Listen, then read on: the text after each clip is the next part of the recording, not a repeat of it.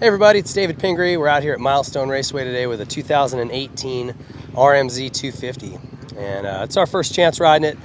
Nothing different from last year, just a fancy blue seat, some nice new graphics and things like that. But we still wanted to come out, show you guys how it looks, get an opinion on it. We've got Bryce Vallee out here. He's going to ride it for us today.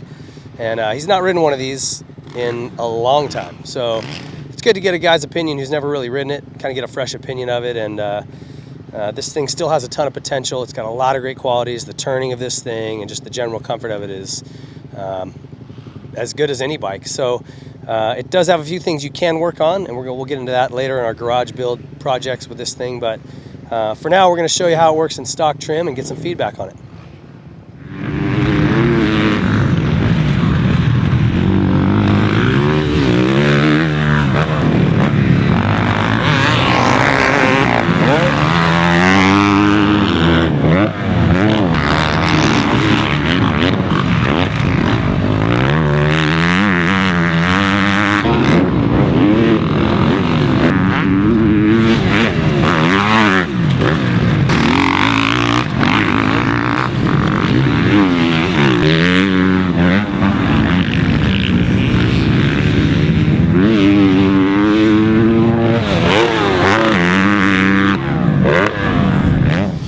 Hey guys, we got Bryce back off the track, and we're going to pick his brain a little bit on the 2018 RM-Z250. Bryce, so you're telling me you'd never ridden a Suzuki 250 before, and I always like getting somebody's first impression of a bike because you know, you don't have any kind of bias or anything.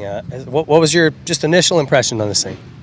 I liked it. I think it feels pretty nimble. You know, like you definitely get that racy kind of feel with these bikes.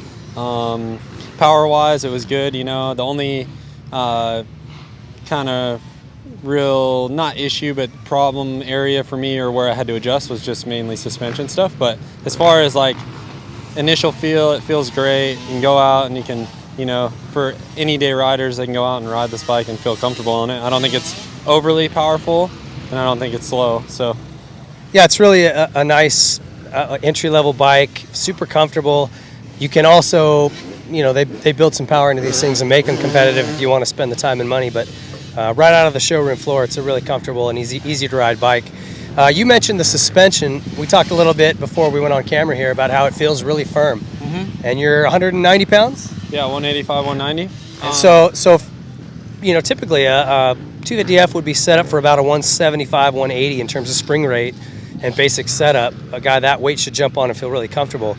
So it's interesting that at your weight, you're still saying it's really stiff. Yeah, I mean, I really notice it in the little bumps, you know, the little chatter bumps coming into corners or coming out of ruts. It just is got a very harsh feeling to it. A lot like you had mentioned earlier when we were talking off camera, it just feels like a kind of an entry-level Supercross setup.